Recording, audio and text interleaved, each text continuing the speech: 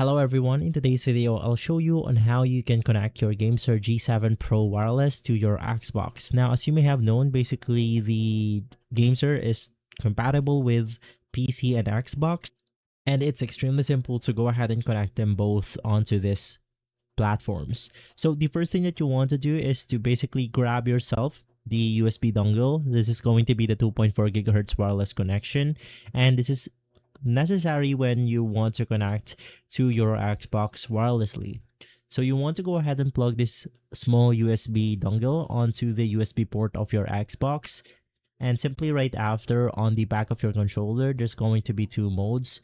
The other one is going to be Bluetooth, and the one is going to be the 2.4 gigahertz connection. So just make sure that it is flipped to the correct connection. And lastly, you want to press the power button right here, and then it will automatically connect with the Xbox right here because our USB is plugged in. So that's how simple it is. If this video has been helpful, leave a like, subscribe, and follow us for more videos like this. And as always, thanks for watching.